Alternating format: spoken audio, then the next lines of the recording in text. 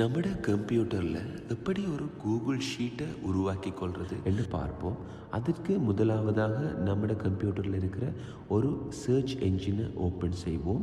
நான் Google குரோமை open செய்கிறேன்.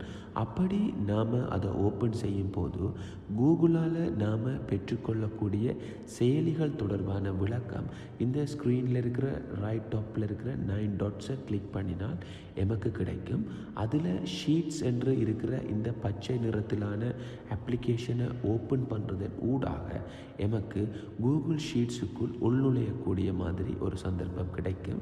அதன் பின்னர் இந்த ப்ளஸ் என்று அடையாளம் இருக்கிற ஒரு பிளாங்க் ஷீட்டை நாம் உருவாக்கி கொண்டு எம்மால் ஒரு கூகுள் ஷீட்டை தயாரித்து கொள்ளக்கூடியதாக இருக்கும்.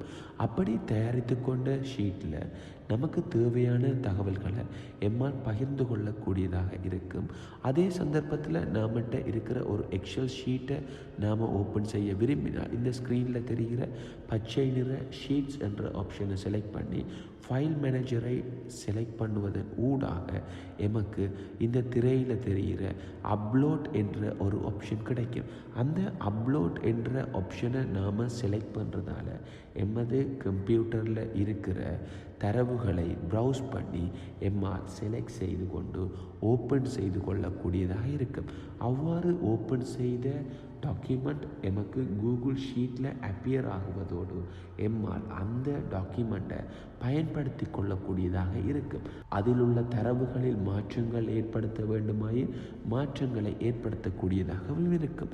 அது மட்டும் இல்லாமல் ஒரு எக்ஸல் ஷீட்டில் இருக்கிற டாக்குமெண்ட்டை எம்மால் காப்பி செய்து கூகுள் ஷீட்டில் பேஸ்ட் பண்ணக்கூடியதாகவும் இருக்கும். இவ்வாறு உருவாக்கிய தகவல்களை மற்றவருடன் ஷேர் செய்வதற்காக ஷேர் என்ற ஆப்ஷனை பயன்படுத்தி இந்த தகவலை யாருக்கு பகிர்ந்து கொள்ள விரும்புகிறோமோ அவர்களுடைய மின்னஞ்சல் முகவரியை செலுத்துவதன் ஊடாக அவர்களுக்கு பகிரக்கூடியதாக இருக்கும். அது மட்டுமில்லாமல் அவர்கள் அந்த தகவலை மாற்றங்களை ஏற்படுத்தக்கூடிய வகையில் அல்லது வெறுமனே பார்வையாளர்களாக இருக்கக்கூடிய வகையிலும் நாம் தெரிவு செய்து அவர்களுக்கு அந்த தகவலை அனுப்ப முடியும்.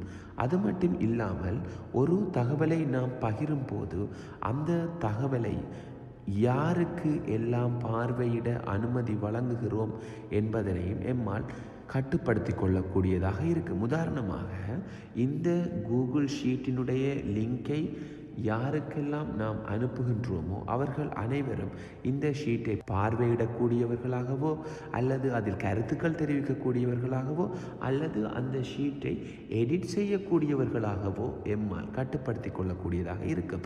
அது மட்டும் இல்லாமல் காப்பி லிங்க் எனும் அந்த ஆப்ஷனை செலக்ட் பண்ணுவதன் ஊடாக அந்த லிங்கை காப்பி செய்து அநேகமானோருக்கு அனுப்புவதற்கான சந்தர்ப்பத்தையும் கூகுள் ஷீட்ஸ் வழங்குகிறது.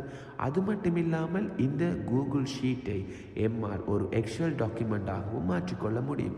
ஃபைல் எனும் ஆப்ஷனுக்குள் சென்று டவுன்லோட் எனும் ஆப்ஷனை தெரிவு செய்வதன் ஊடாக நாம் மைக்ரோசாஃப்ட் எக்ஸல் எனும் ஆப்ஷனை தெரிவு செய்து இந்த ஒரு கூகுள் ஷீட்டை எம்மால் ஒரு எக்ஸல் டாக்குமெண்ட்டாகவும் பயன்படுத்தி கொள்ளக்கூடிய சந்தர்ப்பங்கள் எமக்கு காணப்படுகின்றது.